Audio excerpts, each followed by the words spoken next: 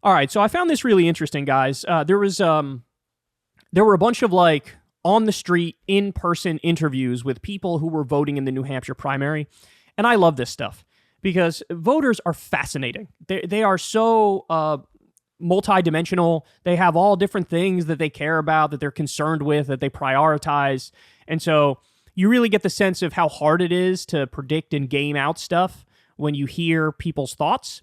But one thing that I'm about to show you here is it's kind of amazing. The sentiment is that Trump is hated. He's hated. But also the sentiment is that Biden is hated. So I'm going to mix a couple things here, some on-the-ground interviews with voters in New Hampshire, then some other media interviews with people who are Democratic voters who are now Biden weary. So we'll talk about all that. Let's start with this video here and we'll react. I voted for Nikki Haley because I was voting against Donald Trump. And what propelled you to get to this point? I'm 74 years old. I've lived in a constitutional democracy all my life. I want to remain that way, and I want my grandchildren to grow up in one, not a dictatorship. And I'm curious, over the last two elections, have you voted Trump in the past? Was it something where you voted for him, you trusted him, and you were disappointed? Yes, I voted for him in 2016. I am a registered Republican, and I regretted that vote almost immediately. Especially on his trip to Europe, where he insulted our allies and praised Putin. And then in 2020, was that enough for you to change your vote to Joe Biden? Yes, absolutely. Why did you feel the need to cross party lines? Because I want the world to be a safe place. I believe in a strong NATO. My father fought in World War II to defeat fascism, and I wanted to remain defeated. That's fascinating. That's fascinating. All right, next. Here we got somebody else kind of similar to the last one. Let's watch. Anything but Trump. That was your priority? That's my priority. Is that the biggest reason you supported Nikki Haley? Yeah, I'd say. Because of Donald Trump? Yes, yeah.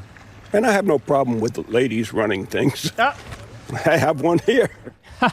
So, again, what the trend that you're witnessing here is Trump holds that Republican base firmly, but any independents, any moderates, any unaffiliated types, former Trump supporters, a lot of these people are like, I can't do it, bro. I can't do it. I think he's sort of crazy. All right, so I got another one for you here. I have met, just in being back here the last 24 hours, several New Hampshire voters who did vote for Trump in 2016 and are now not because of chaos like this. I want you to listen to one Daniel Casperson. I voted for Trump the very first election. Yes, I did. In 2016? In 2016. And why not now? Why not now? Because I feel that, I'm not going to tell you what I really feel, but I think that he's not a very honest person. And I think that he did a real disservice to our country on January 6th.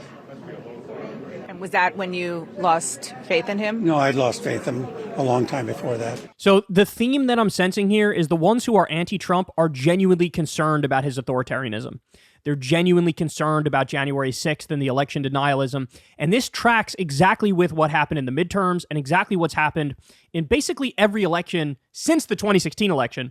It's like whoever's the most Trumpy, whoever is the most tied to Trump, whoever believes in this like ultimate over-the-top fealty, they're viewed as unserious. They're viewed as too extreme.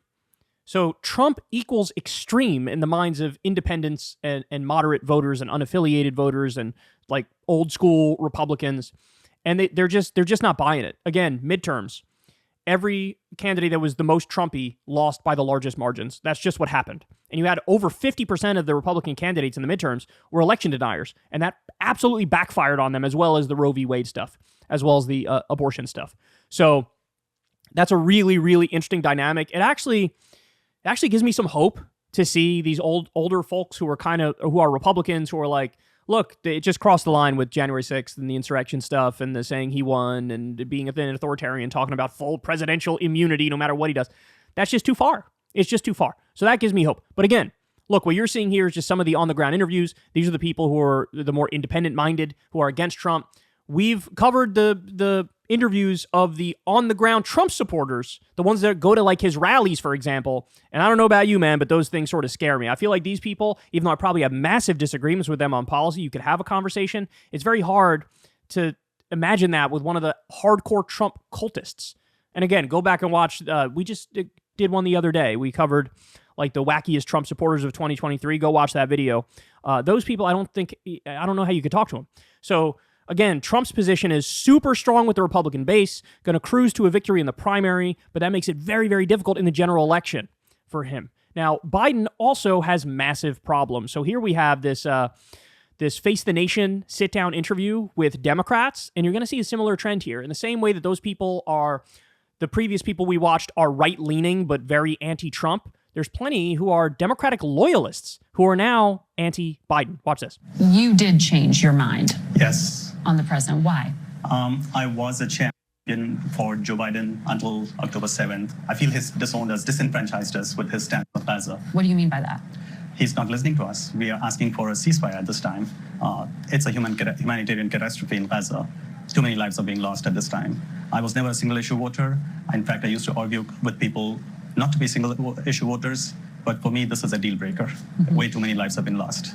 When you say us, you're Muslim. Is that what Yes. you mean? Mm-hmm. You think the Muslim community here feels as you do? Yes, I think a vast majority of Muslims, Arab Americans, even progressives, who I identify myself as a progressive, and many people that I talk to in my circles are not going to be voting for Joe Biden. Look, that backs up the polling data as well. Biden had about a 59%, 60% approval rating with Arab Americans and Muslim Americans in Michigan in particular, and then that dropped to 17% after green-lighting Netanyahu's genocide in Gaza. You need to win Michigan to win. You do. And if he loses it, and he might, we know what we can point to say, this is the thing. This is the thing.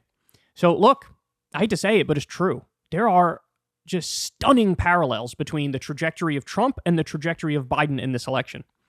So for Trump, the people who are voting for him love him, but primarily like they're voting against Biden. It's the era of negative polarization. It's I hate the Democrats, I hate Joe Biden, and Trump triggers the libs, and that's why I love him. He's the show. He's the showman. The people who are voting for Biden are, I just really hate Trump, and he's the guy who won last time. We're going to go in that direction because we think he's the guy to beat Trump. So it's all negative polarization. People who are voting for Trump hate Biden and the Democrats. The people who are voting for Biden hate Trump and the Republicans. And then, but what's amazing is in the midst of that, you have so many people who are like, I can't do it. I'm a Republican, but I can't vote for Trump. I'm a Democrat, but I can't vote for Biden. And so we're really hurtling towards an election that's going to be even more so than 2016 when it was Trump versus Hillary and it was like an election about who do you hate more.